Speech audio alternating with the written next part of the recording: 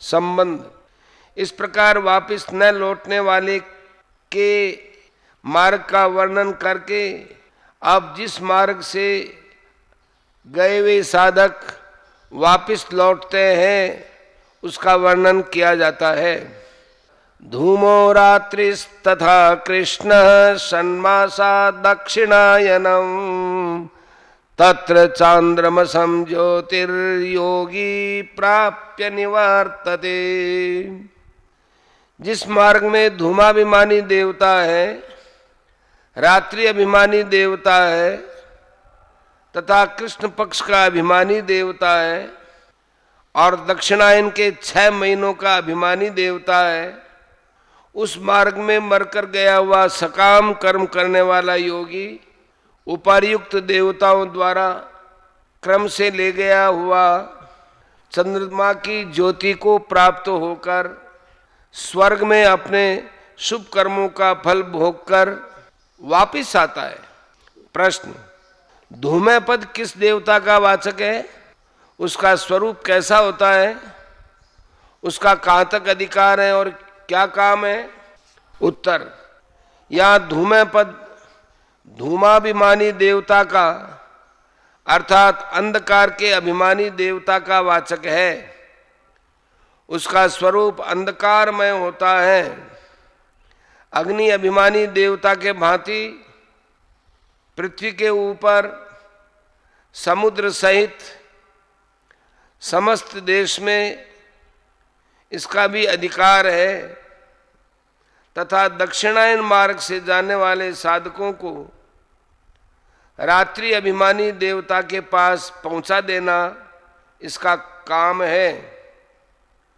दक्षिणायन मार्ग से जाने वाला जो साधक दिन में मर जाता है उसे यह दिन भर अपने अधिकार में रखकर रात्रि का आरंभ होते ही रात्रि अभिमानी देवता को सौंप देता है और जो रात्रि में मरता है उसे तुरंत ही रात्रि अभिमानी देवता के अधीन कर देता है।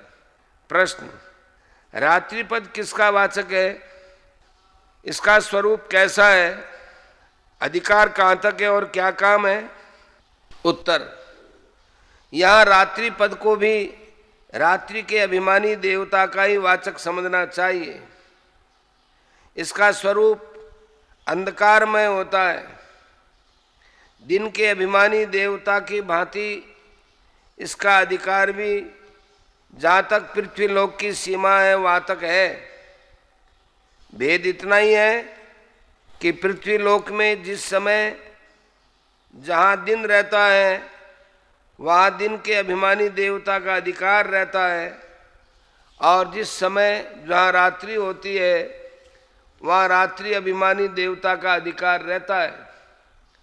दक्षिणायन मार्ग से जाने वाले साधक को पृथ्वीलोक की सीमा से पार करके अंतरिक्ष में कृष्ण पक्ष के अभिमानी देवता के अधीन कर देना इसका काम है। यदि वह साधक शुक्ल पक्ष में मरता है तब तो उसे कृष्ण पक्ष आने तक अपने अधिकार में रखकर और यदि कृष्ण पक्ष में मरता है तो तुरंत अपने अधिकार से पार करके कृष्ण पक्षाभिमानी देवता के अधीन कर देता है। प्रश्न, यहाँ कृष्ण पद किसका वाचक है? उसका स्वरूप कैसा होता है?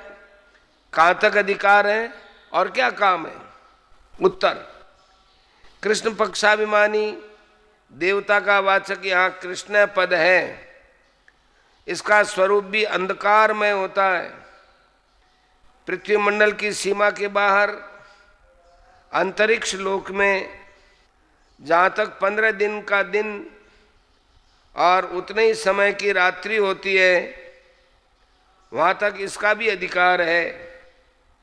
भेद इतना ही है कि जिस समय जहाँ उस लोक में शुक्ल पक्ष रहता है वहाँ शुक्ल पक्षाभिमानी देवता का अधिकार रहता है और जहाँ कृष्ण पक्ष रहता है वहां कृष्ण पक्षाभिमानी देवता का अधिकार रहता है। दक्षिणायन मार्ग से स्वर्ग में जाने वाले साधक को दक्षिणायनाभिमानी देवता के अधीन कर देना इसका काम है। जो दक्षिणायन मार्ग का अधिकारी साधक उत्तरायण के समय इसके अधिकार में आता है, उसे दक्षिणायन का समय आने तक अपने अधिकार में रखकर, और जो दक्षिणायन के समय आता है उसे तुरंत ही वह अपने अधिकार से पार करके दक्षिणायनाभिमानी देवता के पास पहुंचा देता है। प्रश्न, यहां षण्मासा दक्षिणायनम पद किसका वाचक है? इसका स्वरूप कैसा है? कहां तक अधिकार है और क्या काम है? उत्तर, जिन 6 महीनों में सूर्य दक्षिण दिशा की ओर चलते हैं उन 6 माही को दक्षिणायन कहते हैं। इसके अभिमानी देवता का वाचक या दक्षिणायनम पद है। इसका स्वरूप भी अंधकारमय होता है। अंतरिक्ष लोक के ऊपर जिन लोकों में 6 महीने का दिन और 6 महीने की रात्रि होती है वहां तक इनका भी अधिकार है। भेद इतना ही है कि उत्तरायण के 6 महीनों में उसके अभिमानी देवता का वहां अधिकार रहता है और दक्षिणायन के 6 महीनों में इसका अधिकार रहता है। दक्षिणायन मार्ग से स्वर्ग में जाने वाले साधकों को अपने अधिकार से पार करके उपनिषदों में वर्णित पितृलोकाभिमानी देवता के अधिकार में पहुंचा देना इसका काम है। वहां से पितृलोकाभिमानी देवता साधक को आकाशाभिमानी देवता के पास, और वह आकाशाभिमानी देवता चंद्रमा के लोक में पहुंचा देता है। यहाँ चंद्रमा का लोक उपलक्षण मात्र है। अतः ब्रह्मा के लोक तक जितने भी पुनरागमनशील लोक हैं, चंद्रलोक से उन सभी को समझ लेना चाहिए। ध्यान रहे, उपनिषदों में वर्णित यह पितृलोक वह पितृलोक नहीं है जो अंतरिक्ष के अंतर्गत है और जहां 15 दिन का दिन और उतने ही समय की रात्रि होती है। प्रश्न, दक्षिणायन मार्ग से जाने वाले को योगी क्यों कहते हैं? उत्तर, स्वर्गादि के लिए पुण्य कर्म करने वाला पुरुष भी अपनी ऐहिक भोगों की प्रवृत्ति का निरोध करता है। इस दृष्टि से उसे भी योगी कहना उचित है। इसके सिवा योग भ्रष्ट पुरुष भी इस मार्ग से स्वर्ग में जाकर वहां कुछ काल तक निवास करके वापस लौटते हैं। वे भी इसी मार्ग से जाने वालों में हैं। अतः उनको योगी कहना उचित ही है। यहाँ योगी शब्द का प्रयोग करके यह बात भी दिखलाई गई है कि यह मार्ग पाप कर्म करने वाले तामस मनुष्यों के लिए नहीं है। उच्च लोकों की प्राप्ति के अधिकारी शास्त्रीय कर्म करने वाले पुरुषों के लिए ही है। जैसा कि दूसरे अध्याय के 42, 43, 44 तथा 9वें अध्याय के 20, 21 आदि श्लोकों में कहा है। प्रश्न, दक्षिणायन मार्ग से जाने वाले साधकों को प्राप्त होने वाली चंद्रमा की ज्योति क्या है और उसे प्राप्त होना क्या है?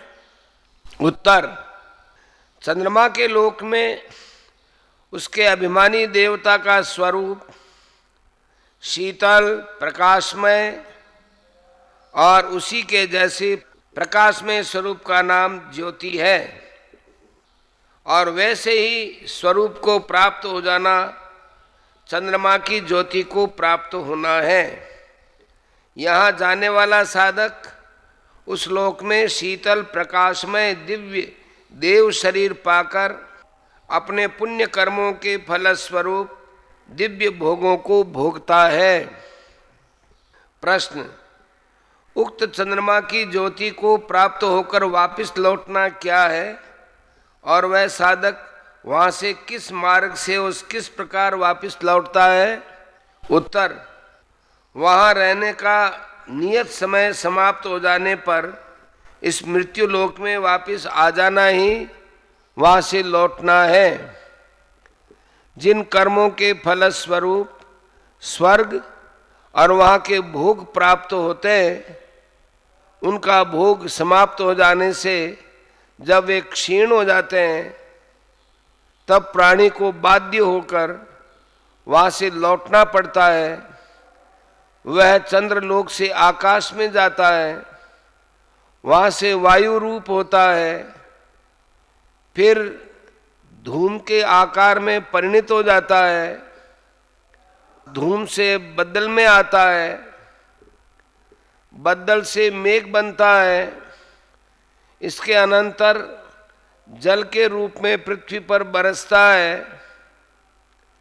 वहाँ गेहूं, जौ, तिल, उड़द आदि बीजों में या वनस्पतियों में प्रविष्ट होता है।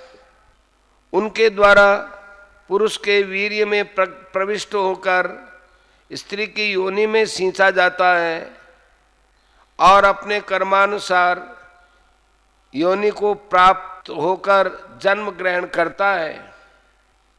ये सब बातें छांदोग्य उपनिषद, बृहदारण्यक उपनिषद में कहा है।